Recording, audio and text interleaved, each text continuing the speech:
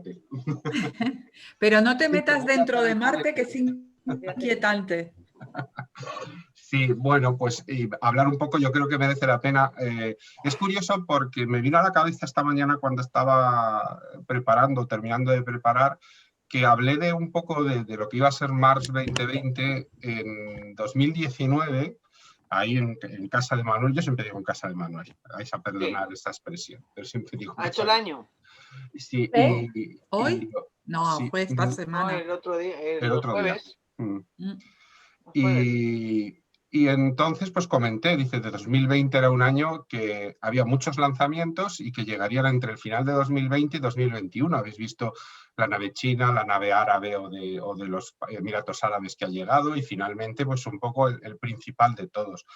Aunque están llegando muchos países, Estados Unidos va muy por delante del resto en lo modernos que son sus naves viajeras, ¿no?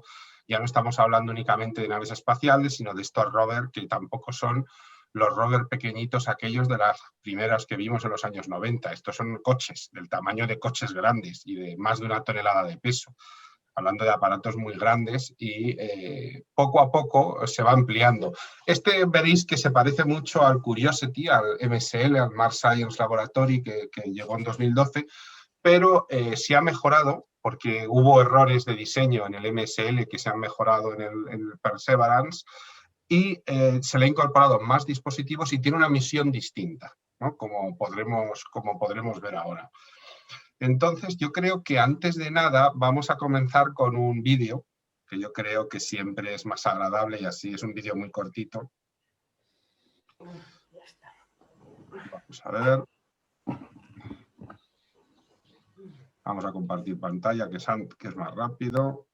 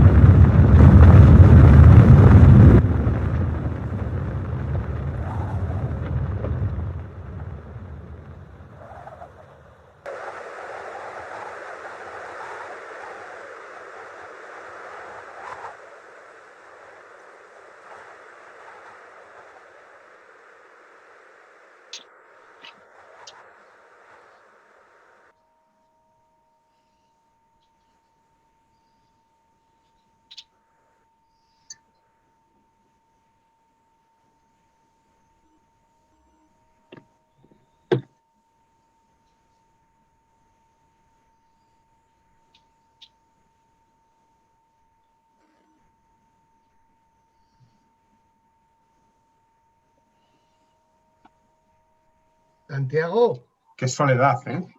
Santiago, Qué tranquilidad. De principio a fin ha sido grabación verídica, real. No, es una animación 3D. Es una animación 3D del proceso, porque no teníamos nada que lo pueda ver por fuera. De hecho, tiene unos errores bastante importantes, por ejemplo, que se oiga el sonido de los retrocohetes antes de entrar en la atmósfera marciana, ¿no? En el espacio no se podría haber oído ese sonido.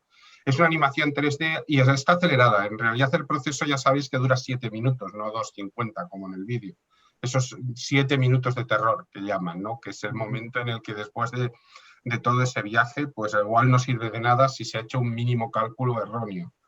Pero utilizando el Skycrane que también se usó con con el Curiosity, ha vuelto a funcionar muy bien. Hemos ido dejando atrás métodos de aterrizaje más vastos, como los famosos airbag iniciales, por ejemplo, de Curiosity y Opportunity, por ejemplo, ¿no? Que básicamente era una pelota de fútbol inflada que rebotaba varias veces hasta que dejaba de dar botes y ahí se deshinchaba y de dentro salía el pequeño rover, ¿no? O los sistemas por paracaídas y aterrizaje en golpe, ¿no? Que se utilizó para el Phoenix Lander. Aquí ya llevamos tiempo con esta idea de una nave espacial que va buscando un buen lugar de aterrizaje en la zona designada, descuelga al rover y luego se retira, ¿no? Sosteniéndose por retrocohetes. También hay que tener en cuenta la poca consistencia atmosférica de Marte. La atmósfera de Marte es muy tenue. Es muy, muy ligera. La presión atmosférica es tremendamente baja en Marte. Eso hace que haya poca sustentación, por un lado. Es decir, necesitas mucha maniobrabilidad aérea para sostenerte en el aire en Marte. Un pájaro de la Tierra no podría volar en Marte. Caería a plomo como una piedra, ya que no hay suficiente aire para generar sostenibilidad. Hay que hacerlo a través de cohetes completamente o de motores, como veremos en el caso del helicóptero o el dron helicóptero que lleva el rover, ¿de acuerdo? Entonces es complicado. Veremos que incluso hay proyectos de utilizar globos o dirigibles más que drones, ya que la sustentación es más fácil con un globo que con una aeronave en la atmósfera marciana, debido a esa poca capacidad que tiene. Bueno, pues... ¿Esta película es toda de animación o está combinando paisajes reales con la animación superpuesta? Pues buena pregunta. El paisaje que veis es real, está recreado desde las fotos del Mars Express. Es exactamente como es, a una definición de 1 metro. Las rocas, todo lo que veis existe tal y como sale en la imagen. Se utilizó el Mars Express, sabéis que tiene un sistema que le hace un mapeo a toda la superficie de Marte, lleva varios años recorriendo en órbita, es un satélite en órbita alrededor de Marte. Es un satélite de la Agencia Espacial Europea. Y lo que tiene es un mapeo ya completo de Marte a resolución de 1,5 metros. Wow. Es decir, objetos de 1,5 metros, para que os deis cuenta, es decir, hasta pequeñas piedras. Es capaz Nosotros saldríamos. Sí, pues personas saldrían perfectamente, sin absolutamente ningún problema. Y con eso se han recreado los paisajes. Por eso esa imagen final que se veía con el cráter y demás, esa sensación de soledad, de verse solo allí, ¿no? Es muy buena, porque realmente el cráter es como es. Por cierto, luego hablaremos del cráter, porque el cráter es muy curioso, como cráter y por el nombre que tiene. Ya veréis qué curioso es esta historia, luego la contaré. Y, bueno, pues yo le he llamado el buscavidas a este aparato, porque en realidad es lo que va a hacer, va a buscar vida, o restos de vida, y he dicho, pues es un buscavidas, ¿no? El Perseverance. También os contaré un poco la anécdota de su nombre, porque a mí me parece que es un nombre muy chulo, y que además entra en conexión con los nombres anteriores, la perseverancia, ¿no? Yo creo que es una característica humana que es muy importante a lo largo de la historia. Aquí os dejo los 3 escudos que lleva la nave. El escudo del rojo con esa figura, que es el rover en una forma casi de 8 bits, es el escudo de la misión Perseverance, NASA como el lanzador principal y el Jet Propulsion Laboratory, el laboratorio de propulsión a chorro del Instituto de Tecnología de California, como el fabricante, ¿no? El diseñador de estas naves. Ya sabéis que en Estados Unidos NASA controla también la construcción de las naves tripuladas, pero es el JPL el que construye las naves no tripuladas, los robots exploradores, ¿de acuerdo? Está como repartido. Uno fabrica... Perdona, ¿es Caltech? Sí, ¿O es otro? Pertenece a Caltech. California Institute of Technology es Caltech. Caltech, sí, es el Caltech. el JPL se separó de Caltech y de la Universidad de California de UCLA por diversas razones. No solo, aunque es verdad, en la película de The Martian cuentan una historia que es cierta, que fueron unos ingenieros que pues, provocaron una explosión en el campus porque mezclaban para fabricar buen combustible de cohetes. Y es cierto en parte la historia, pero sí que es verdad que muestra un poco el carácter de estas universidades, ¿no? Esto pasa en España y seguramente les hubieran echado de la universidad. Lo que hicieron en Estados Unidos es decirle, mirad, lo que estás haciendo es algo muy chulo, pero te vamos a dar un sitio a 50 kilómetros en el desierto donde quemes lo que quemes, no vas a provocar que volemos por los aires todos los que estamos, ¿no? O sea, un poco esa imagen, ¿no? Y ahí nació, con otras connotaciones aparte, el Jet Propulsion Laboratory en los años 60, 1964. Bueno, esta es la primera foto que toma Perseverance, la reconoceremos todos del día del aterrizaje. El día del aterrizaje la vimos en blanco y negro porque emite, para transmitir más rápido, tomó una imagen en blanco y negro que ocupa menos memoria y la transmitió, y luego ya transmitió una en color con más datos, que es esta que tenéis aquí. El sol ya estaba abajo y se aprecia claramente la sombra, esa es la cámara del rover, mientras toma la foto utilizando el gran angular, ¿no? Por eso es una imagen que se ve redondeada.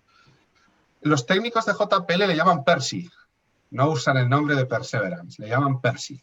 Le han apodado Percy como nombre curioso. ¿No? En diminutivo, ¿sí? Como a los Santiagos los llaman Santis, a los Perseverance les llaman Percy, aunque es diminutivo de Percival, pero bueno, sería el nombre correcto. Y forma parte de la misión Mars 2020, de la misión Mars 2020, que es el conjunto del lanzador, el aterrizador, el rover y el pequeño helicóptero. ¿De acuerdo? Cuando hablamos de Perseverance, solo es el rover. Y cuando hablamos de Mars 2020, hablamos de todo. La nave espacial que lo llevó, el aterrizador que lo descolgó, el rover en sí mismo y el helicóptero que lleva independiente. Es prácticamente un clon de Curiosity. Un poquito más grande y un poquito más pesado. Es más grande porque lleva más material científico y también porque se ha rediseñado parte de la estructura, sobre todo las ruedas. Ahora veréis por qué. Bueno, ya sabéis que lleva un helicóptero, un dron, porque realmente es un dron, que se llama Ingenuity, ¿no? Se llama ingenuidad. Esta es la estructura principal del Mars 2020 rover, del Perseverance. Como podéis ver, luego ya nos detendremos en todos los componentes, no os preocupéis. Es un vehículo sobre 6 ruedas, ¿de acuerdo? Tracción 6x6, tiene tracción a las 6 ruedas. Es un vehículo eléctrico, funciona con electricidad. También explicaremos cómo se genera esa electricidad. Y estas son las famosas ruedas nuevamente diseñadas para este aparato. El mayor problema del Curiosity han sido sus ruedas. Sus ruedas desde el primer día dieron problemas y se han decidido rediseñar. Se han hecho más grandes, son ruedas de más o menos un poquito más de medio metro de diámetro, y se han hecho de aluminio y titanio. Valen un pastón. Estas valen más que las llantas de aleación de nuestros coches. ¿De acuerdo? Está recubierto además de una aleación con fibra de carbono para favorecer el aislamiento, y los radios han sido reforzados con titanio para mejorar el movimiento, y aunque pierda hasta 2 ruedas, siga teniendo posibilidades de movimiento. Giran todas las ruedas, es tracción a las 4 ruedas y es dirección a las 6 ruedas y dirección también en las 6 ruedas. Es decir, que pueden girar en cualquier movimiento cualquiera de las 6 ruedas para que puedan ser directrices en cualquier momento. ¿De forma independiente? Sí, de forma completamente independiente. O sea, si se caen en un hoyo... Exacto. Y puedes repartir la tracción, tiene un sistema de reparto de tracción como los coches que tenemos nosotros, para decir, si una de las ruedas ha perdido tracción porque está en el aire, su fuerza tractiva se deriva al resto de las ruedas para poder salir, por ejemplo. ¿Tiene suspensión? Sí, también llevan suspensión. Es suspensión individual. Sí. Están colocadas por un sistema además que no es hidráulico, sino que está compuesto por un sistema de un líquido, pero no es aceite, no recuerdo exactamente lo que es, porque si fuera aceite las temperaturas podrían afectarle, y aquí se ha utilizado otro tipo de líquido, y sí lleva un sistema de suspensión. e incluye un brazo robótico de 5 articulaciones de más de 2 metros de largo. Esto es importante porque el brazo articulado del Curiosity solo tenía 1,5 metros y solo una articulación. Este tiene 5, es decir, como si tuviera 5 codos un brazo, y se pueden mover en 360 grados cada articulación. O sea, Perdona, ¿de qué imaginaros has dicho que estaban hechas, que era el material de las ruedas? titanio y aluminio. Y aluminio. Digamos que el disco, pero ¿son cubiertas lo que lleva? No, es titanio. O sea, lo de fuera es titanio. Sí, y lo que sí lleva es en algunas zonas una pequeña cubierta de fibra de carbono, pero el contacto con el suelo es titanio. Es muy resistente. Claro, ten en cuenta que este coche no va a correr. O sea, nosotros en un vehículo que corriera a alta velocidad no podrías tener una superficie de titanio por el calor, básicamente, del rozamiento, y que harías polvo una carretera. Pero como este va por arena y además va a ir lo máximo que podría moverse es a 30 kilómetros por hora, y no creo que alcance esa velocidad nunca. O sea, va a ir bastante más despacio. Pero que es como el titanio, que es como un metal. Sí, el titanio es un metal. Y eso no es muy duro para... Es lo que se ha buscado, que no se rompa. Ya. Por eso casi todos, por ejemplo, si es de lo que se fabrican los aviones de combate y parte de los aviones de pasajeros, aunque hoy los aviones de pasajeros también tienen mucha fibra de carbono. Pero los aviones de combate se fabrican de titanio y por eso son tan caros. Y lo que hace que sea más ligero son las estructuras de aluminio. El aluminio es un metal muy resistente, pero muy ligero, a diferencia del acero o del hierro, ¿no? Bueno, el acero es una variante, por decirlo de alguna manera. Pero Santiago... Lleva frenos y sus zapatas, sus No discos. necesita frenos, porque los coches eléctricos regulan la potencia de velocidad con el propio motor. Recuperan tracción de esa manera. Es lo que se llama, perdonad que no me acuerdo del nombre, luego lo buscaré. El ejemplo mejor para entenderlo es un tren. En un tren hay 2 tipos de freno. Hay un freno que ejerce sobre las ruedas, pero que casi nunca se usa, porque ese sería un freno de emergencia. El tren lo que hace es recuperar tracción del sistema eléctrico y utilizarlo para reducir la velocidad de las propias ruedas, emitiéndolo luego en calor o simplemente recuperando. ¿No son frenos hidráulicos? No, eso es muy común creer. Si fuera eso, los frenos de los trenes reventarían en sus 2-3 primeros viajes, como les pasaba a los trenes de vapor, que había que arreglar los frenos cada viaje prácticamente. Por eso, yo no lo he visto, pero a lo mejor alguno de vosotros, pues tampoco sois mucho más mayores que yo, pero acordaros de una persona que en las estaciones iba con un martillo dando golpes a las ruedas del tren. Sí. Yo no me acuerdo de eso. Sí. ¿Qué has descubierto, Santiago? Oye, eso, Santiago, eso se debía al calentamiento y que no se hubieran roto los frenos, claro, de las ruedas, y que no reventara una rueda, en el sentido del metal, que no se pudiera rajar por la temperatura o deformar. Claro, oye, otra de vejez. Algunos os acordaréis de los patines Sanchesky, las ruedas de madera, que era como empezabas a patinar con las ruedas de madera. A mí esto me parece una rueda de madera, y si arriba hay instrumentos que son muy delicados, es que la suspensión tiene que ser magnífica, porque esto no creo que amortigüe mucho, digamos. Claro, pero es cierto, aunque también es cierto que el sistema de amortiguación que lleva dentro de la columna, de este aparato tan grande que va hasta el centro, bueno, concretamente está aquí arriba, es suficiente. Tened en cuenta que la amortiguación es directamente proporcional a la velocidad, ¿vale? Vosotros, cuando más actúa la amortiguación del coche es cuando vas a altas velocidades por terrenos irregulares. Si vas a bajas velocidades, la amortiguación, primero, no va a ser efectiva, precisamente por ir a bajas velocidades, pero tampoco va a sufrir tanto. Entonces, este coche se va a mover siempre de una manera muy segura y siempre previamente se va a investigar por dónde va a mover. El mayor riesgo que tiene es quedarse atascado en arena, más que pillar un bache. La propia inteligencia artificial del robot le evita eso. De hecho, fijaros en esta foto, están probando la visión, esta pantalla, le van sacando imágenes. Esto es una pantalla. Y la visión del robot tiene que reconocer, el sistema de inteligencia artificial tiene que reconocer lo que ve. Se le está enseñando, se llama Machine Learning, aprendizaje de máquina, en el cual le están enseñando a reconocer qué es un bache, qué es arena, qué es una roca. y la inteligencia artificial del robot termina reconociendo todos esos patrones. Es curioso. Y la Es decir, suspensión es independiente para cada rueda, ¿no?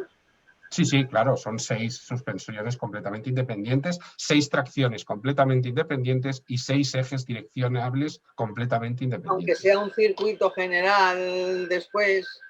No, cada motor, cada rueda lleva incorporado su motor eléctrico.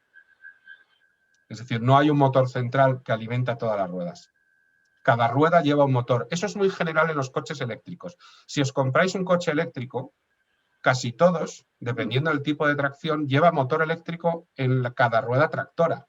No lleva un motor central. ¿De acuerdo? El día que os compráis un Tesla, por ejemplo, Oh, Normalmente. tendréis un coche con 4 motores eléctricos en cada rueda. Por eso, si tú abres el capó de un Tesla, te llevas la extrañísima sorpresa de que está vacío. Hay 2 maleteros, uno delante y otro atrás. No hay motores. No hay Yo nada. lo estudié hace tiempo, pero es que se me ha olvidado. Los motores eléctricos.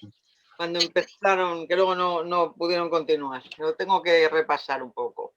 Pues los coches eléctricos, en realidad toda esta tecnología, irónicamente, ya digo que viene de los trenes. Es decir, los trenes son los que generaron, los trenes eléctricos, son los que generaron la tecnología que luego se ha llevado a los coches en el momento que se ha podido hacerlo suficientemente pequeña para meterla en un coche. ¿De acuerdo? Entonces, claro, una de las cosas en los coches eléctricos, ya sea un Tesla, un Renault o este coche que está en Marte, es que al no tener sistemas mecánicos, son muy difíciles de averiar, ya que no hay embragues, no hay transmisión, no hay bielas, no hay motor, no hay aceite, no hay nada, nada mecánico. Esa tecnología, que es una tecnología, no nos olvidemos, de finales del siglo XIX, porque por muy mejorada que esté la tecnología de nuestros coches normales, es una tecnología de hace más de 100 años. Es una tecnología que el motor eléctrico supera y lo deja. Dice, ya no vamos a necesitar nada mecánico. Directamente yo te doy energía eléctrica a las ruedas. Y las ruedas recuperan energía para frenar. De hecho, hay coches que ya ni siquiera, si hacéis una prueba de conducción con el Nissan, como se llame, eléctrico, solo tiene un pedal. No hay ni freno, ni acelerador, ni embrague. Hay un pedal. O sea, como los coches de choque. Exacto. Tú levantas el pie, el coche frena. Tú aceleras, el coche se mueve. Hombre, Pero ¿cómo aceleras y frenas y todo con un solo Con el pedal. Con el Con el mismo pedal. pedal. Claro.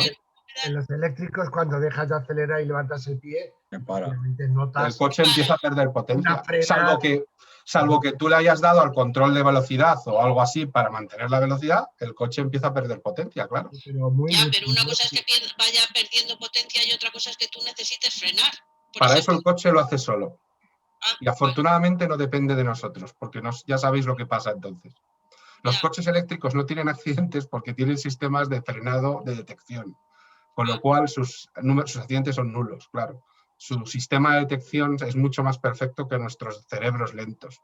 O sea que el único gasto más gordo es el de la batería, que te vale 10.000 euros y la tienes que cambiar cada 5 años. Yo tengo muchos amigos que llevan ya más de 5 años. Primero, eso no es verdad. O sea, las baterías de los coches eléctricos están cubiertas de por vida. Si te la tienen que cambiar, te la cambia la marca gratis. Eso para empezar, ¿eh?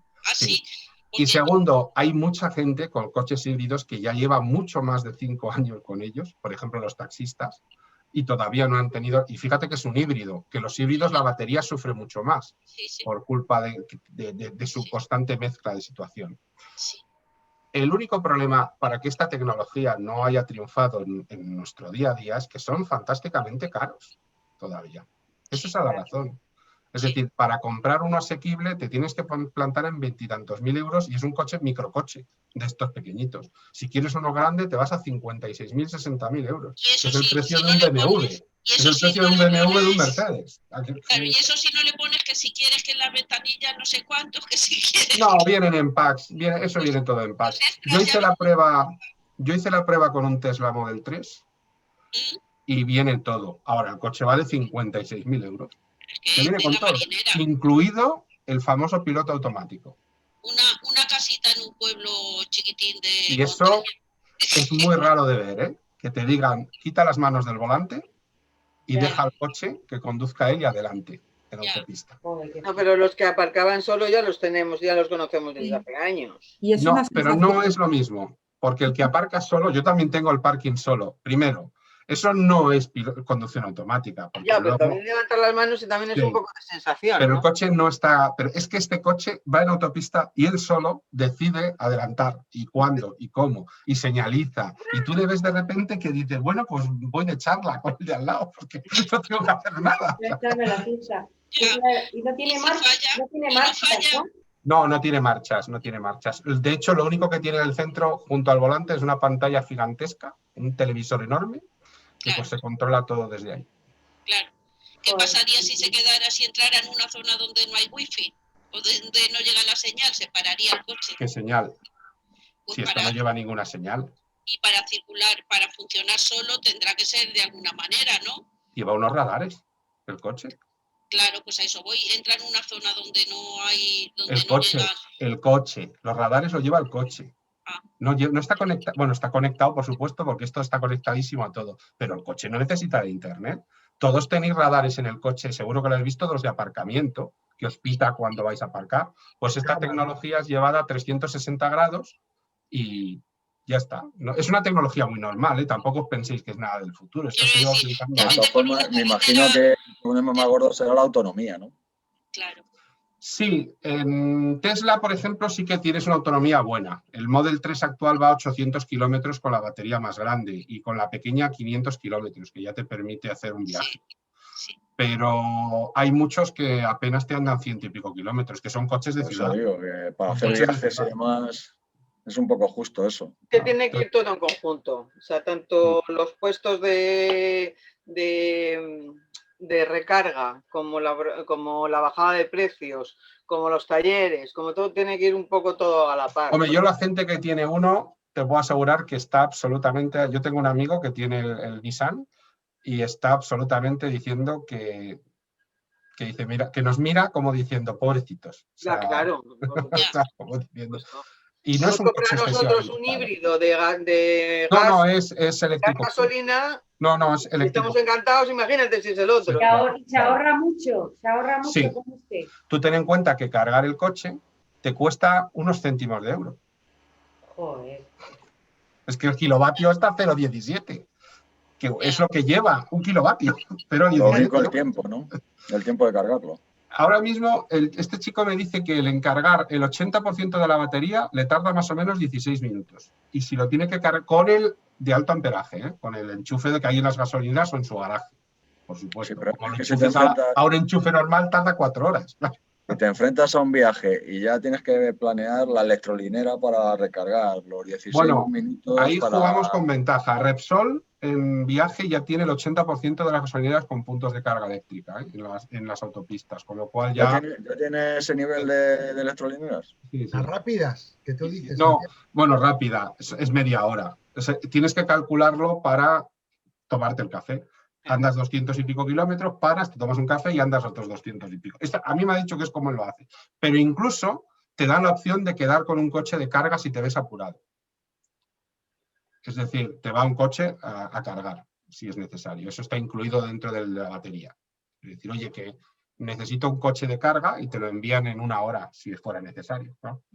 Yo una vez fui ahí a Colón que hicieron una expo de Tesla, me parece que era. Sí, y el de coche Tesla, mismo, sí. cuando ibas a hacer el viaje, te hacía la ruta, te decía dónde Sí. tenías que parar, o sea, y el Y tiempo. ya sabe las gasolineras en las que hay. Cuando arrancas, le pides al coche que te diga en ruta dónde hay gasolineras con punto de carga eléctrica, él se ajusta a esas gasolineras también. Eso no es nada nuevo. Eso cualquier navegador te dice dónde está la gasolina más próxima. Sí, no, pero él Pero calcula la diferencia está que en que vas a tú, tener que parar y el eso. navegador de tu coche, no se actualiza salvo que tú lo lleves al taller a actualizar.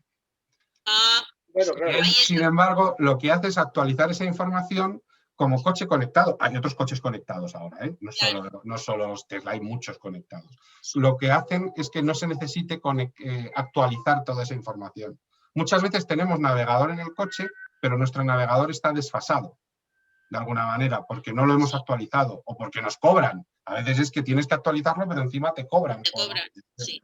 Pero escucha, Santiago, que lo sepa, los coches, yo digo, ¿no ha salido ningún coche que, por ejemplo, en el techo o en toda la carrocería lleve una placa solar? Se ha intentado muchas veces y no funciona.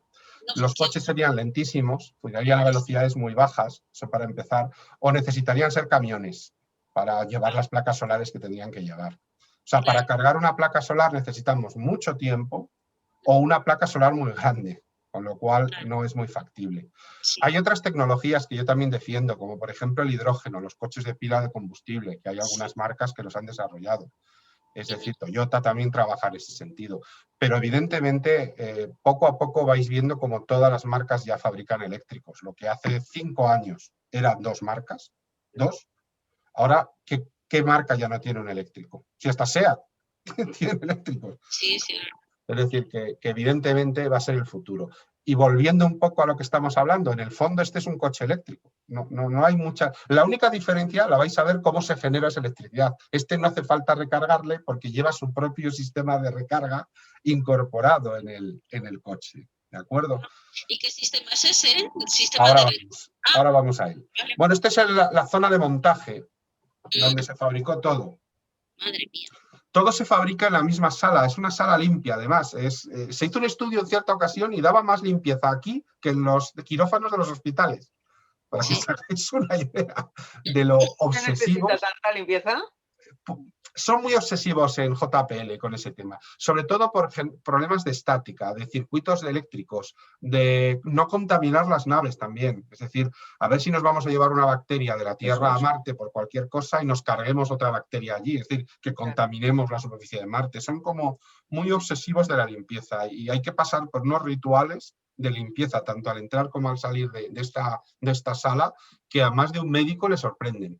O sea, pero es posible que manden a Marte alguna bacteria, porque en los quirófanos de los hospitales, que fíjate ahí la limpieza que hay, Marte... No es posible. Te digo por qué no es posible, porque la nave se esteriliza completamente. Vale. Se somete a un proceso de esterilización. Una vez que se ha montado, a pesar de todas las revisiones y todo el cuidado, e insisto, esto es mucho más limpio que incluso un quirófano, se esteriliza completamente. Bueno, a ver, y tened en cuenta también que cuando la nave es lanzada y cuando aterriza en Marte, sufre tanto cambio de temperatura que es, vamos, poco probable que ahí sobreviviera nada. Pero bueno, por si acaso se hace. Aquí veis algunas pruebas típicas en el montaje. Por ejemplo, aquí veis que está girando aquí rápidamente. Lo que están haciendo es comprobar la telemetría poniendo boca abajo el rover y ver si el ordenador es capaz de entender cómo puede hacer las correcciones. Aquí, por ejemplo, están montando la cámara y viendo si se puede ver. Aquí está el rover completo y le están haciendo moverse a través de diferentes obstáculos. Y aquí lo que tienen que hacer todos los días al terminar de trabajar, que es limpiarlo completamente. Es aspirado y limpiado mediante sistemas de presión todas las tardes cuando terminan de trabajar y se le pone una cubierta especial de un elemento que repele cualquier organismo vivo. Es decir, es antivírico y antibacterias. O sea que fijaros qué obsesión tienen con no contaminar la superficie de Marte con nada que nosotros podamos enviar desde allí. Pero y bueno, me hace preguntáis... solamente una vez al final, antes de que despegara. Pues no, todos los días lo someten a esa limpieza. Todos los días, por dentro y por fuera. Son obsesivos. Sí, llega un momento que algunas veces dicen que se pasan un poco. Pero bueno, es tradición ya dentro de JPL y lo siguen manteniendo. Bueno, os comentaba lo de la batería. Pues esta es la batería. Es un MMRTG, Multi-Mission Radio-Isotope Thermoelectric Generator. Es decir, un generador nuclear. Es lo que lleva incorporado. Los famosos MMRTG pesan unos 45 kilos y utiliza casi 5 kilos de dióxido de plutonio. El dióxido de plutonio, al descomponerse, genera calor que se puede convertir en electricidad. Aproximadamente de 110 vatios durante el lanzamiento y luego va degenerando, pero sigue manteniéndose cerca de los 110 vatios. Dura unos 14 o 15 años la batería. Con lo cual, como podéis ver, es un sistema bastante bueno. Lógicamente no es muy recomendable en misiones tripuladas ni en nuestros coches. Yo no llevaría 5 kilos de dióxido de uranio en mi coche, porque mientras esté dentro del contenedor, muy bien todo. Pero como tenga un accidente del coche y se rompa el contenedor, pues me van a contaminar esos 5 kilos de plutonio, pues, evidentemente, o de uranio. Está claro que sí. Pero no había acuerdo de no Te va lanzar al preparando espacio la temas cajita. de estos. Claro. El acuerdo es no poner en órbita ni aparatos militares nucleares. ¿De acuerdo? Es decir, se llegó a un acuerdo de no poner armas nucleares en el espacio. Pero esto al final... Sí, pero no puede explotar porque no es gas, no es combustible sólido. O sea que para empezar ni siquiera es uranio enriquecido, ni nada por el estilo. Pero esto se aleja, ni siquiera es un reactor nuclear, tampoco es un reactor nuclear, porque no utiliza nada que tenga una masa crítica.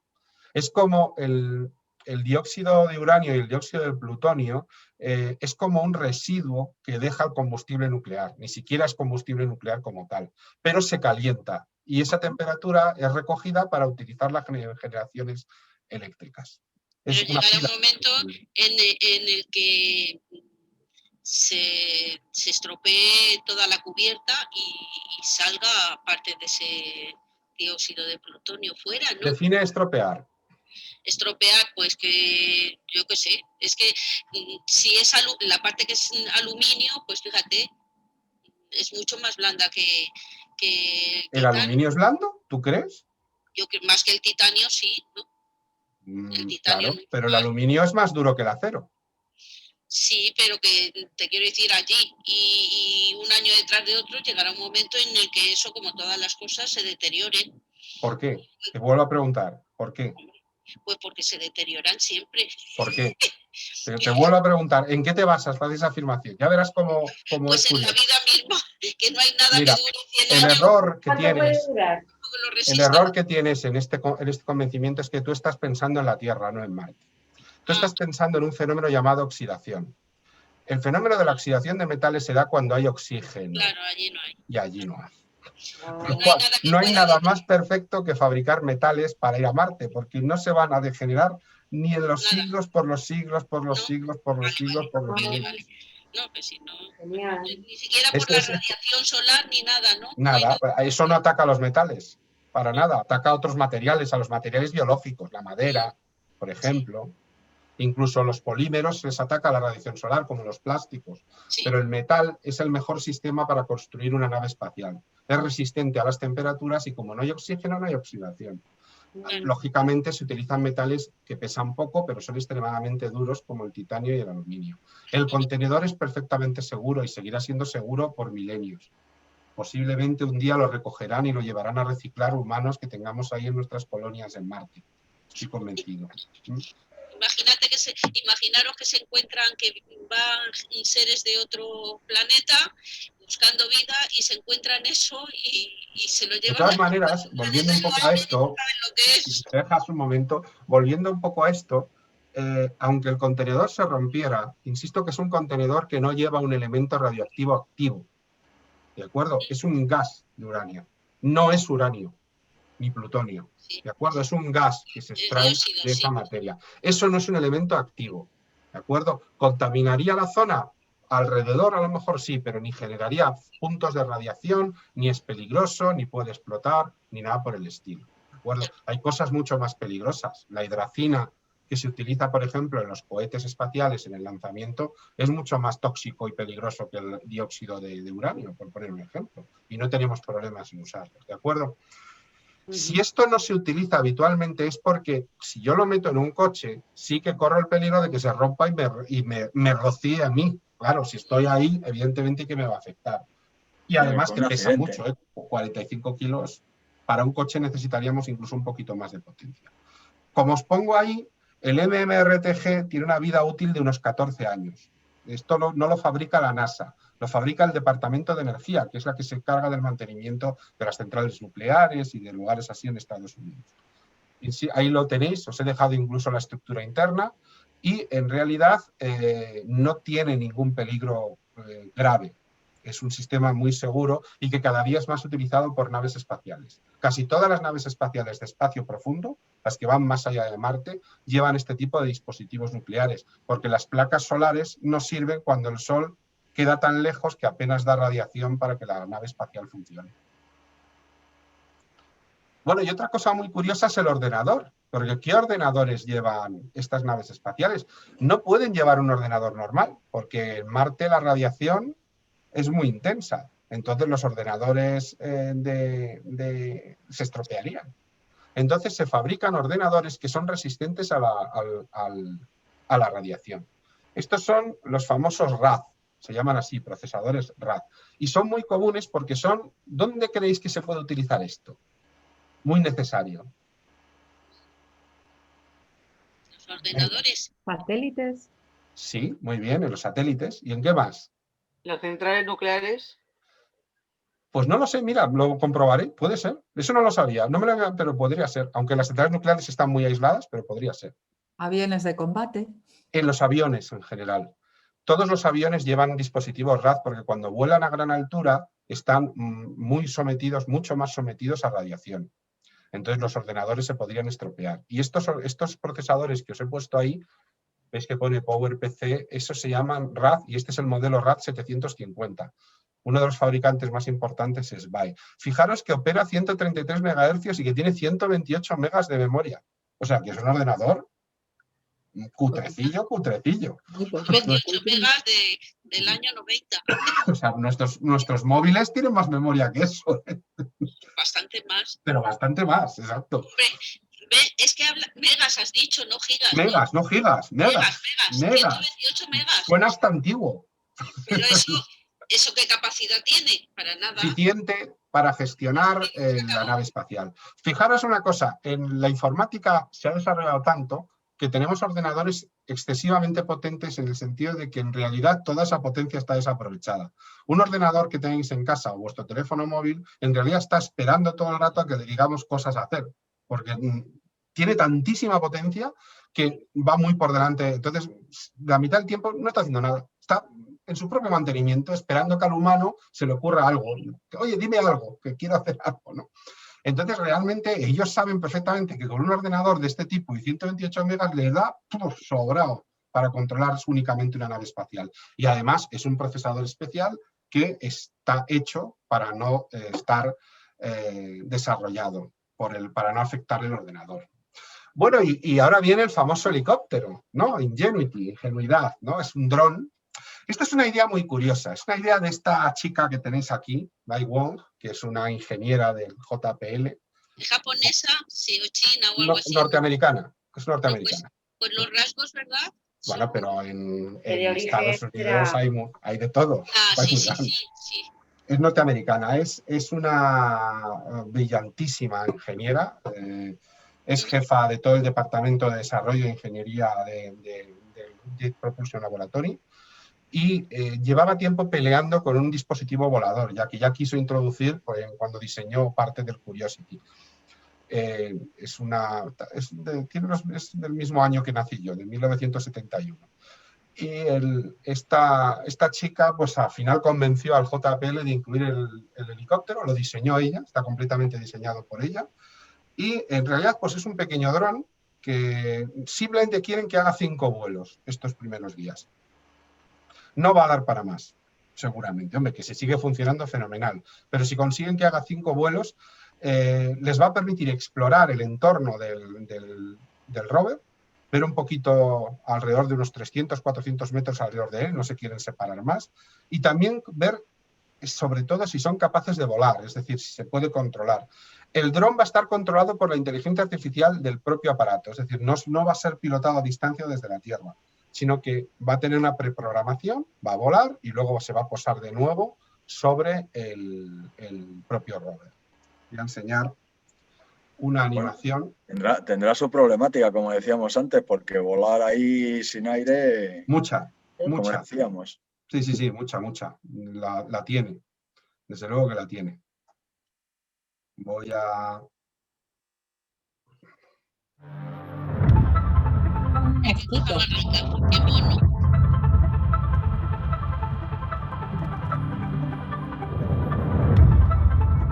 ¿Un carrito de estos cuánto puede costar, Santiago? Bastante.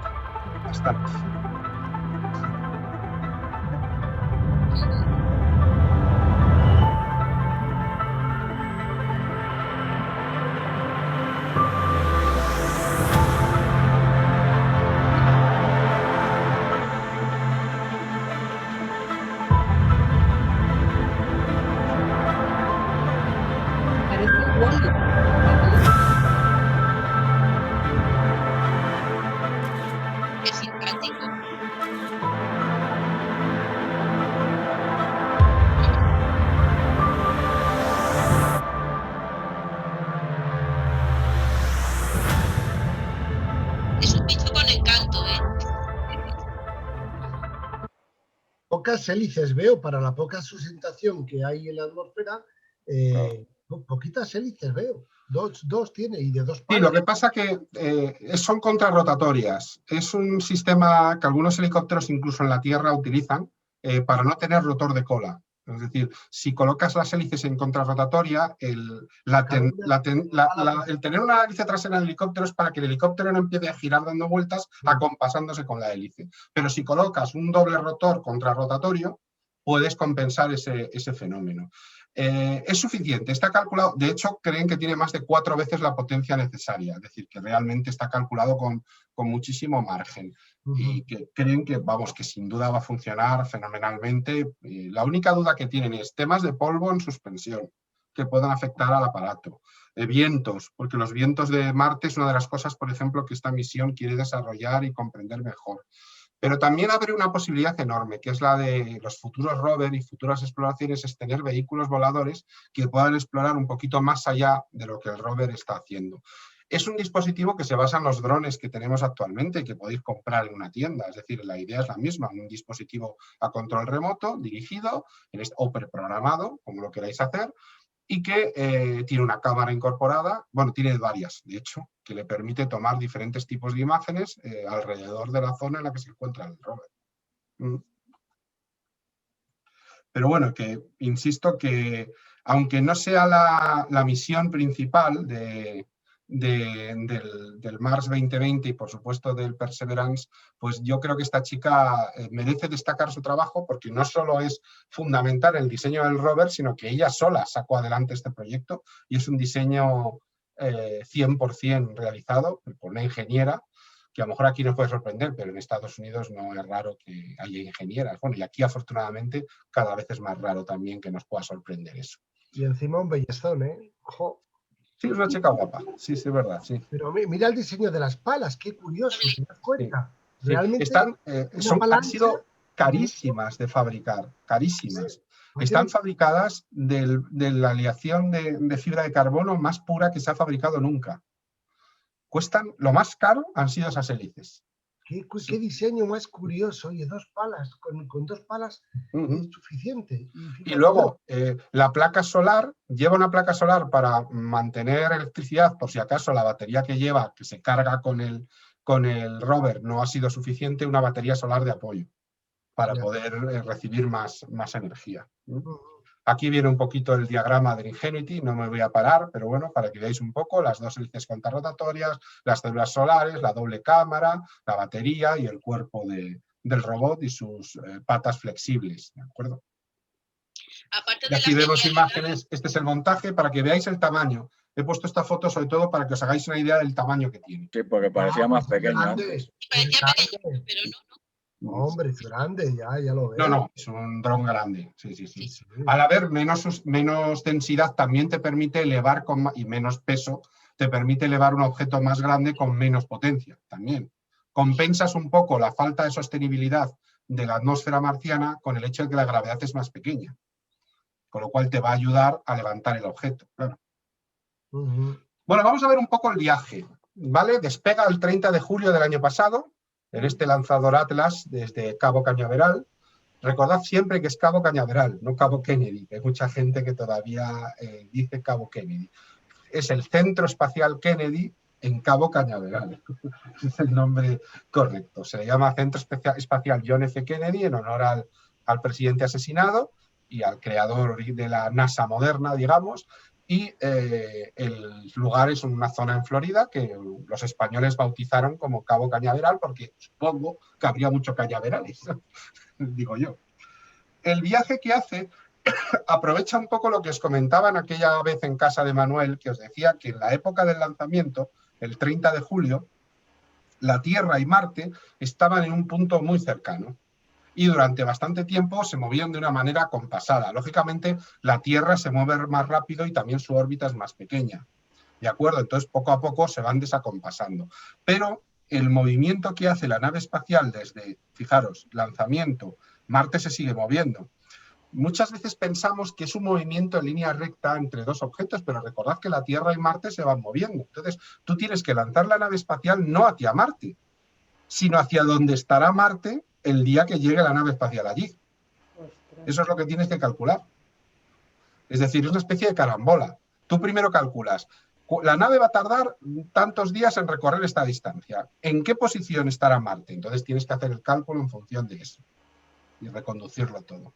Este es por ejemplo, si Marte estuviera aquí, el movimiento sería una órbita muchísimo mayor. Pero al estar Marte tan cerca de la Tierra en el momento del lanzamiento, de hecho, incluso lo ideal hubiera sido el lanzamiento más un poco antes, pero por motivos de problemas en el lanzador Atlas se tuvo que retrasar. Se quiso lanzar en abril, que hubiera sido el momento ideal, porque prácticamente hubiera alcanzado aquí a Marte, en vez de aquí. Pero no pudo ser, y al final el aterrizaje se retrasó.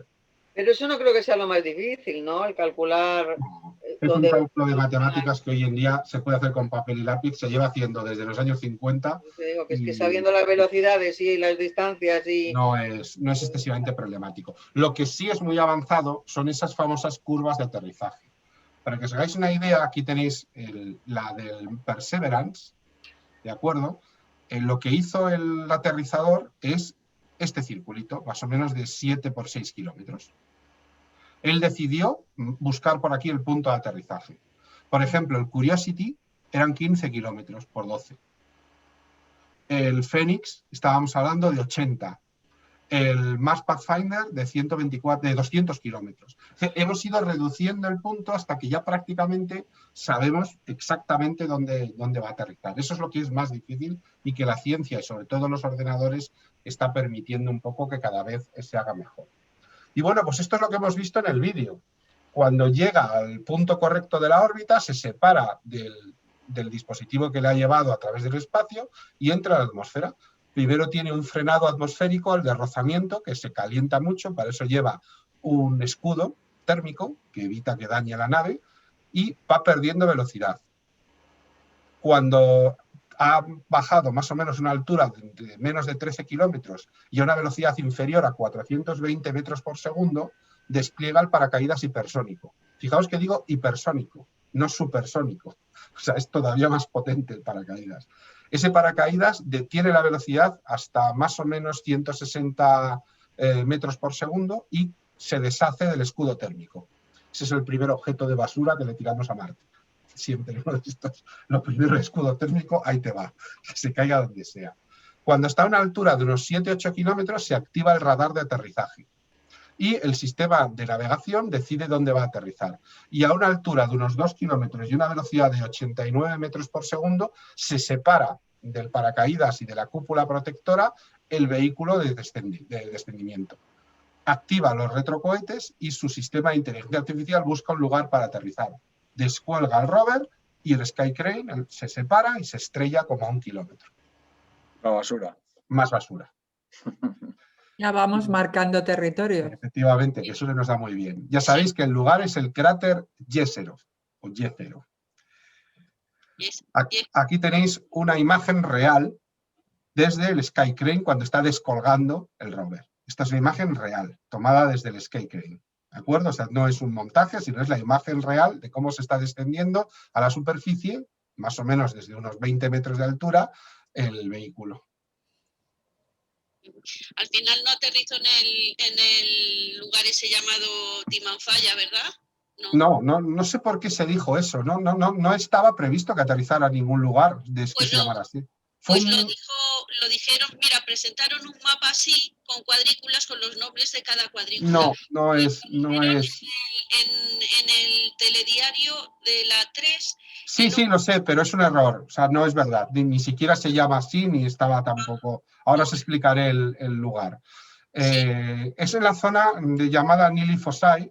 Es un cráter pequeño, de unos 50 kilómetros de diámetro más o menos, poquito menos, 49, que estuvo cubierto, se ve claramente que estuvo cubierto por agua, fue un lago en su momento.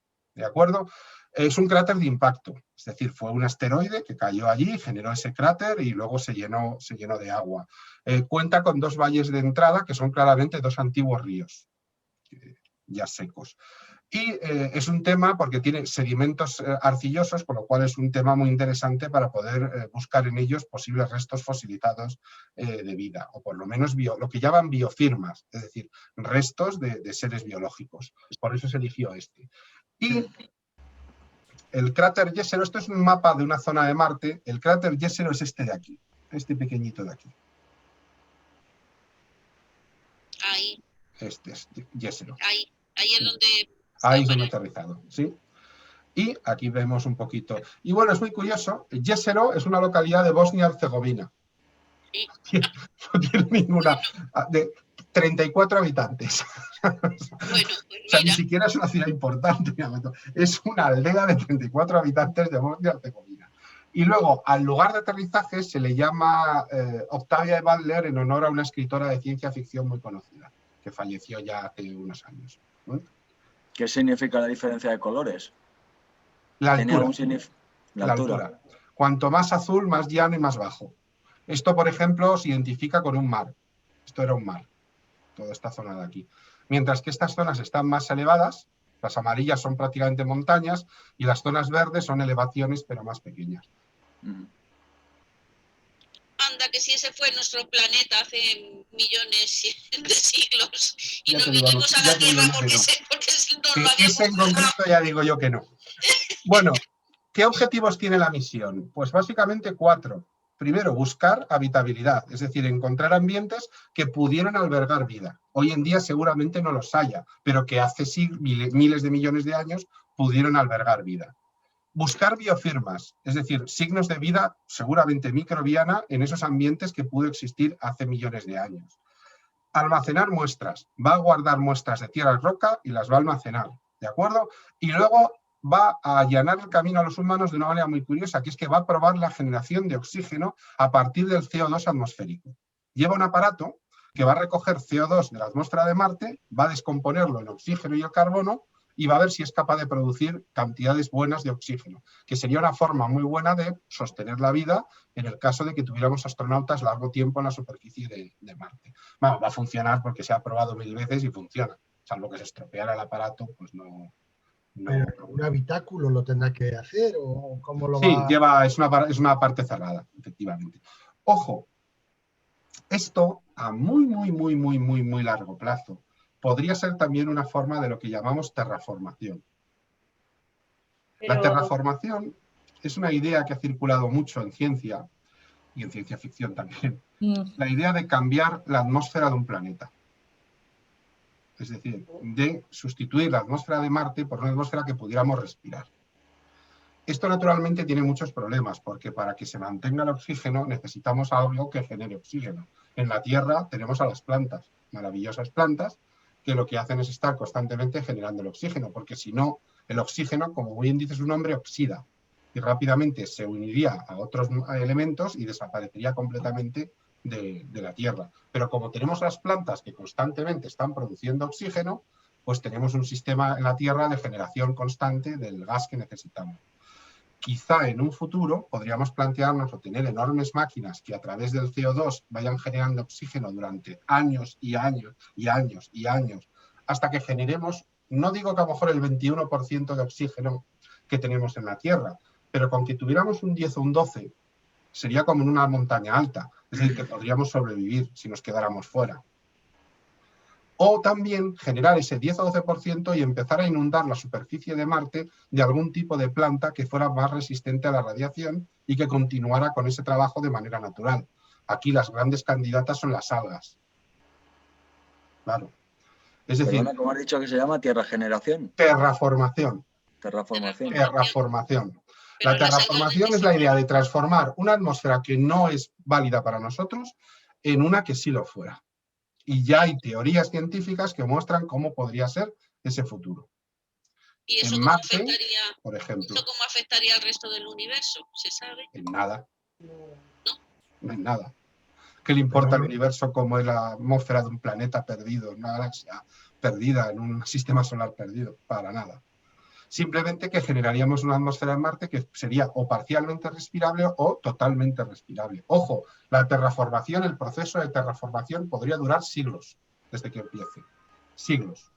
Es decir, no sería un proceso de 2 años, 3 años, 4 años, a lo mejor es de 300 años, con máquinas y con algas, es decir, poco a poco convirtiendo la atmósfera de Marte en una atmósfera medianamente respirable. Pero ojo, que este es el primer paso para probar este tipo de máquinas. ¿Qué temperatura se tiene en Marte? Normalmente, ¿qué temperatura media hay? Es que Pues la media es como la de la Antártida. Es decir, O sea, un día muy majo te puedes tener una temperatura de 0 grados, 1 grado, 2 grados, y un día malo de menos 50. O sea, que habría que ir aprendiendo a hacer iglús. No, porque no hay hielo. Si no hay hielo, salvo No hay los hielo, polos, claro. sin los El agua polos, El agua de Pues hacerlos con los pedruscos que hay allí. hay agua bajo tierra. Es decir, eso lo sabemos porque la Phoenix Lander, cuando excavó, encontró agua. De hecho, al excavar, al bajar la temperatura por la noche, se formaban capas de hielo en lo que escapaba. Con lo cual queda claro que dentro de la superficie de Marte todavía hay cierta cantidad de agua. Restos de los antiguos mares, de antiguos lagos, que han quedado bajo tierra protegidos de la evaporación o la sublimación por culpa de la atmósfera de Marte. Pero no al aire libre. Al aire libre no hay ningún tipo de agua. Claro, no a esas temperaturas. Vamos a ver algunos de los instrumentos que tienen, porque como podéis ver hay uno diseñado por España, ¿no? Y antes no lo vi, digo, ya nos hemos perdido la antena esta que hicieron. Sale el viento. El dichoso viento. Pero bueno, eso es solo una parte del MEDA, ¿eh? O sea, solo es una parte, hay otra parte que sigue funcionando. Aquí vais a ver lo cachondos que son con los nombres los científicos del JPL. Primero está el instrumento planetario para litioquímica en rayos X. Toma ya. El Planetary Instrument for X-Ray Light Chemistry. Pixel, así abreviando, el Pixel. Aquí lo que buscan es en realidad un espectrómetro de masas y lo que hace es analizar el terreno para sacar exactamente la química de lo que está hecho el suelo de Marte. Luego tenemos el sensor de imágenes por radar para la exploración del subsuelo marciano, el RIMFAX. Y de que esto es como un fax del interior de Marte. Es decir, lo que hace es una especie de georradar. ¿Sabéis lo que son los georradares? Que se utilizan para buscar restos bajo tierra y demás. Lo que es emitir un pulso de radar muy fuerte bajo el terreno y te devuelve una imagen hasta una cantidad de profundidad determinada. Pues eso es lo que lleva incorporado también, el RIMFAX. Luego está el español, el MEDA. ¿De acuerdo? El Mars Environmental Dynamics Analyzer, el analizador de dinámica ambiental marciana. Es una estación meteorológica. Mide de todo. Vientos, temperatura, radiación, mide un poco de todo. Hemos perdido uno de los sensores en la antena por culpa del viento. No lo fabricamos con la suficiente resistencia. Se nos ha quedado un poco corto y la primera semana voló. Ah, sí, pero ese es un dato real que ya a tomar por saco. Sí, o sea, ya lo hemos comprobado que se ha roto. O sea, que una de las unidades de viento no funciona. Luego te contesto, Estrella, cuando acabe con esto, que ha puesto una pregunta por el chat. Sí. El MEDA, como os digo, está diseñado por el Instituto de Astrobiología que aquí en el INTA, en la base aérea de Torrejón. ¿Qué más vamos a tener? Avanza. El MOXIE. El Mars Oxygen Isotopes Experiment. Es un dispositivo que es el que va a intentar producir oxígeno a partir del dióxido de carbono. ¿Vale? Es junto con el RIMFAX, ha participado también una universidad en Noruega para desarrollarlo. Bueno, luego tiene el SuperCam, que es un sistema que ha desarrollado una universidad francesa, que es una cámara, de alguna manera, que puede detectar mediante infrarrojos y rayos X compuestos orgánicos en las rocas, simplemente mirando la roca. Es un dispositivo bastante avanzado y muy moderno. El Mastcam-Z, que es un sistema de cámaras que puede hacer zooms y tomar imágenes en 3 dimensiones, espectroscópicas, es también muy, muy avanzado. Y luego el Scanning Habitable Environments with Raman and Luminescence for Organics and Chemicals, que si cogéis las iniciales es el SHERLOC. SHERLOC. Bueno, Es el escaneo de ambientes habitables con Raman y luminiscencia para compuestos orgánicos y químicos. Lo que hace es examinar el espectro de las muestras que recoja el brazo robótico y analizarlas químicamente.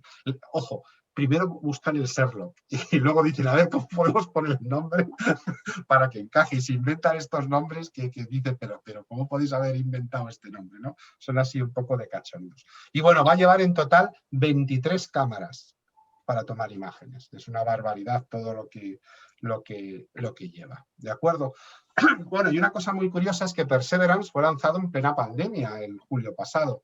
Y entonces, en modo de agradecimiento, le han puesto una placa de 8 por 3 centímetros con el símbolo de la vara de Esculapio, que ya sabéis que es el símbolo un poco de los médicos, bueno, todo relacionado con la medicina, médicos, enfermeras y todo lo demás. Y bueno, pues el gerente del proyecto pues dijo que espera que las futuras generaciones que vayan a Marte encuentren y vean eso y recuerden, ¿no?, a los trabajadores de la salud que estuvieron en primera línea en la pandemia de la COVID-19 durante todos estos años, ¿no? Y esa placa está en unos laterales, uno de los laterales del rover marciano, como podéis ver ahí. Antes de seguir adelante, pregunta Estrella que ¿por qué duraría tanto un fenómeno de terraformación? Pues por el tamaño de un planeta. Es decir, si nosotros con una máquina podemos producir una determinada cantidad de oxígeno, pero ten en cuenta el tamaño de la atmósfera. Entonces, con más lógicamente, máquinas. Claro, evidentemente. Pero Y aún más así, plantas, y más plantas. pero el problema es que aún así, ¿Cómo lo es decir, llevas? aun contando con miles y miles y miles de máquinas y con millones de plantas, el proceso también duraría decenas o centenares de años. O sea, se cuenta con eso, que haya miles y miles de máquinas con una potencia brutal y aún así, porque al principio el problema que tenemos es que el oxígeno se oxidaría rápidamente.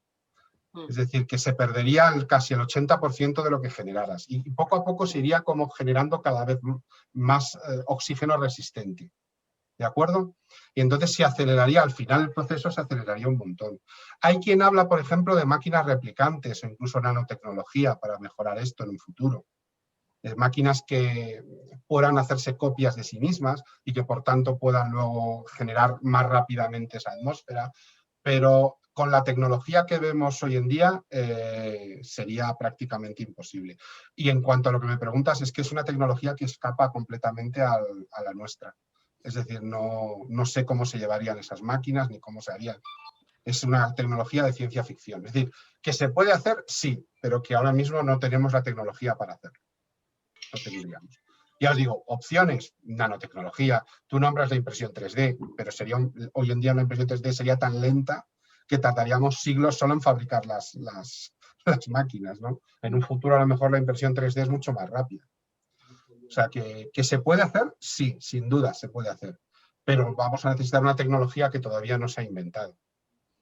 Cuando se invente y se tenga, se podrá desarrollar. Y bueno, un poquito, una parte final, os quería contar un poco el porqué de este nombre, ¿no? Esto fue por un discurso que se dio por parte de uno de los directores del JPL, que os dejo aquí el texto, ¿no? Dijo: curiosidad, perspicacia, espíritu, oportunidad. Estos son los nombres de las últimas misiones a Marte, si os dais cuenta. Curiosidad, perspicacia, espíritu y oportunidad. Si lo piensas, todos esos nombres de los anteriores rovers marcianos son cualidades que tenemos como humanos. La curiosidad, la perspicacia, el espíritu, la oportunidad. Siempre somos curiosos y buscamos oportunidades. Tenemos el espíritu y la perspicacia para explorar la Luna, Marte y más allá. Pero si los rovers deben ser nuestras cualidades como raza, nos hemos olvidado de lo más importante, la perseverancia. Los humanos hemos evolucionado como criaturas capaces de adaptarnos a cualquier situación, sin importar lo dura que sea.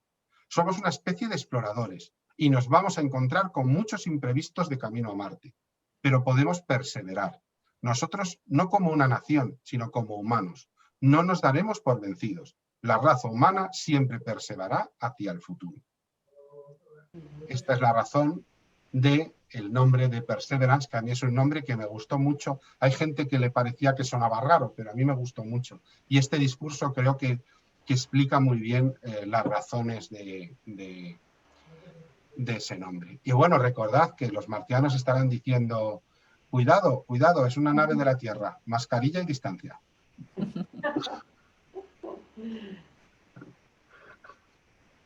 Obviamente. Y bueno, pues esto era un poco de los que quería hablar hoy. Tenemos todavía un poquito para preguntas. La verdad es que yo pienso que para lo que tengo que prepararlo no ha quedado excesivamente mal. ¡Buah, queda fenomenal! Queda muy chulo. Queda chulísimo. Muy bonito, muy interesante. Preguntas. Abono de las plantas. Son algas, con lo cual las propias algas podrían ser su propio abono. Eso es lo bueno de las algas. Pero si son algas se necesitaría agua. Agua salada, además. Sí. No necesariamente, podemos modificarlas genéticamente para utilizarlas sobre hidroponía, la primera base, y luego sobre las propias algas muertas crecen también algas. Recordad un poco que es así como nos encontramos a veces playas sucias. Tenemos algas que crecen en cieno, algas que viven en iros a Río Tinto. Sí, pero sigue siendo agua. Pero necesitan líquido, necesitan estar húmedas, ¿no?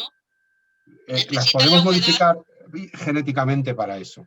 Bueno, Claro. tenemos líquenes que también desprenden Los líquenes también. Hay muchas bacterias, cianobacterias, que no consumen oxígeno, pero lo producen. Es decir, insisto que ese problema, ya sabemos mecanismos que lo podríamos utilizar. El problema es que no sabemos cómo utilizarlos, pero no es un problema de inventarnos algo, sino de la tecnología que lo pueda hacer. Con lo cual yo soy muy creyente en la terraformación, sinceramente, ¿eh? Pero no solo en la Tierra, o en Marte, perdón. Creo que cuando nos expandamos fuera del sistema solar, si lo logramos hacer, terraformaremos planetas que se parezcan un poco al nuestro, pero le falten un poquito. Y mira, este planeta tiene un poco, con que le añadamos un poco de oxígeno, es suficiente. Pues allá estaremos haciéndolo, ¿no? Yo creo mucho en la terraformación. Sí. Es más fácil cambiar el planeta que poco, como dices. Más fácil que cambiarnos nosotros ese poco para adaptarnos a ese planeta.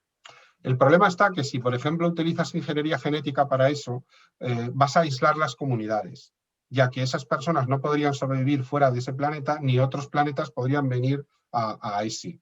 Nos convertiríamos... una película hace poco. La de Titán. Te estás yendo a la película de Titán, Estrella. ¿Eh? Sí. Te estás yendo a la película de Titán, Estrella. Sí. ¿Alguna película? Sí, lo que dice Santiago, sí, es así. Sí. El tema sería que entonces fenómenos como la comunicación, el comercio, el compartir conocimiento, que han sido fundamentales en las diferentes civilizaciones de la humanidad, nos convertiríamos en puntos aislados. Y eso tiene mucho peligro de retroceso cultural. Las comunidades que se quedan aisladas normalmente no avanzan culturalmente. O sea, no es que sea mejor o peor, es que es mucho mejor a nivel de raza humana el transformar el entorno. A ver, aquí hay también una parte, ¿y si el planeta tiene vida? Y al terraformarla destruimos su vida, ¿no? Entonces, a lo mejor tenemos que buscar planetas que no tengan vida. Hacerlo en planetas que tengamos muy claro. De hecho, hay escritores de ciencia ficción como Arthur C. Clarke o incluso el mundo de Star Trek en televisión, ¿no? Que hablan de lo que ellos llamaban la primera directiva. La primera directiva es que si hay un planeta con vida, ese planeta no se toca, mientras no tenga una vida lo suficientemente evolucionada para poder contactar con ella, si es que la tiene, ¿no? Porque claro, a ver si para vivir nosotros nos cargamos los pobres seres vivos que hay en ese planeta, pues a lo mejor no es muy justo. También se podría hacer, por ejemplo, en un satélite en la Luna, ¿no? Y decir, bueno, pues nada, nos vamos de vacaciones a la Luna un mesecito. Claro, el problema que tienes es un mínimo. El problema es que la Luna es muy pequeña para sostener una atmósfera gravitatoriamente. Las lunas, la Luna en concreto de la Tierra está un poco en el límite, porque las lunas más grandes del sistema solar tienen pequeñas atmósferas, no muy grandes. Pero los planetas pequeños y las lunas no serían buenos candidatos para la terraformación. Tienen que ser planetas, con mayúscula. Es decir, Venus, Marte, pues sí. Hombre, Plutón está muy lejos, una zona tan lejana. Planetas y planetas rocosos, ¿no? Sí, por supuesto, Júpiter, Saturno, de esto olvídate. Aunque a lo mejor alguna luna de Júpiter o alguna luna de Saturno podría ser, por su enorme tamaño, que casi son planetas, como Titán, Io, Europa, Encélado, que son gigantescas, sí se podrían terraformar. Bueno, Europa, la pega que tiene es que como está lejos del Sol, vive bajo una capa de hielo que a ver cómo te deshaces de ella. Pero, ¿qué crece ahí? Sí, hombre, pero yo, por ejemplo, Marte lo considero un candidato a terraformación. ¿Por qué no? Otro candidato muy claro a terraformación es Kepler 22b, que es prácticamente un gemelo de la Tierra, pero con casi ausencia total de oxígeno. O sea, se ve que es una atmósfera que básicamente es CO2, aunque no estamos muy seguros. La temperatura sería...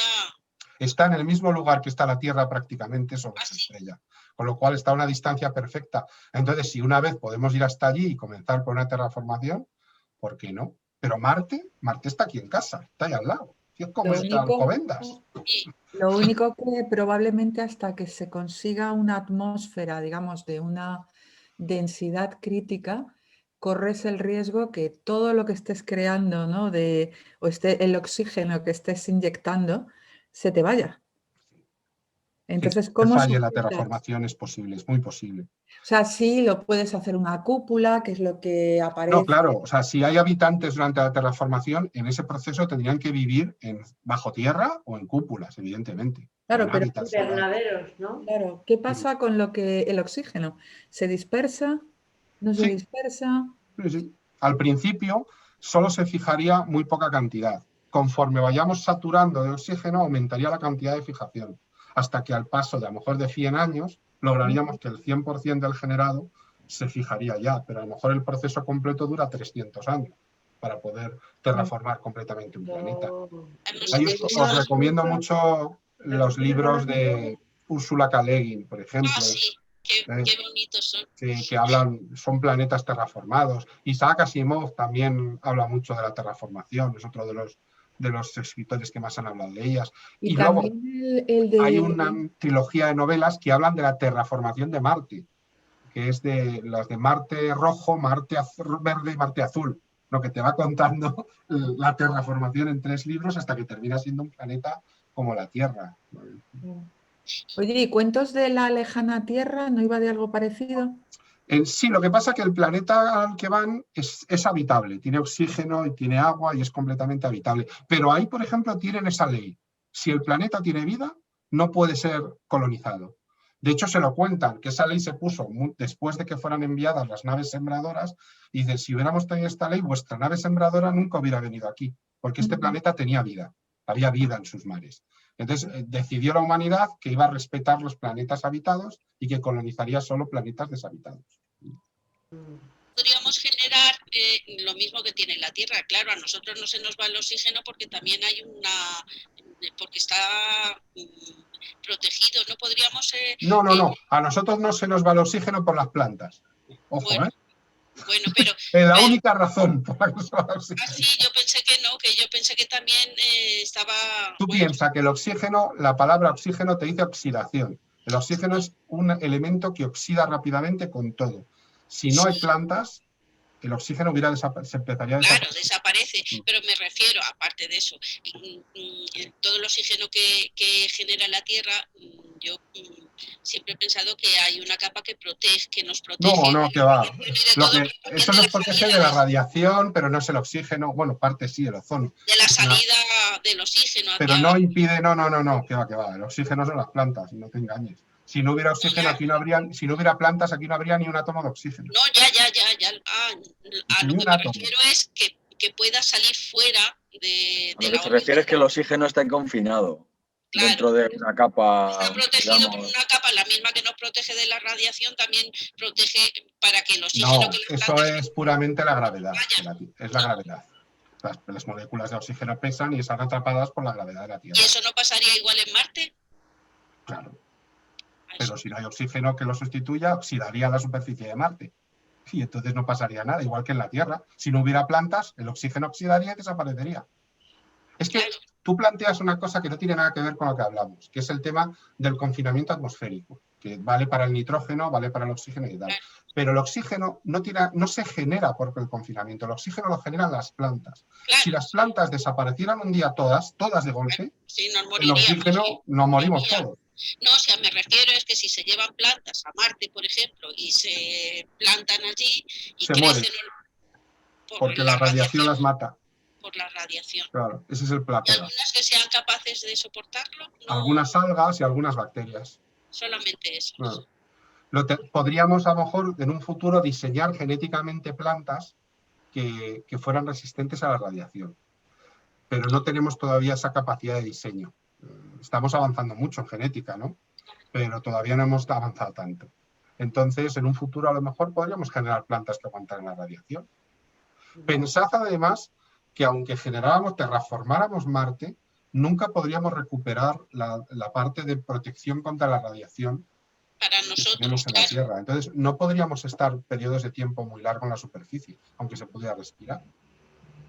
Ya. Claro, eso sí. De Dice todas las formas, plantas, pero nosotros no.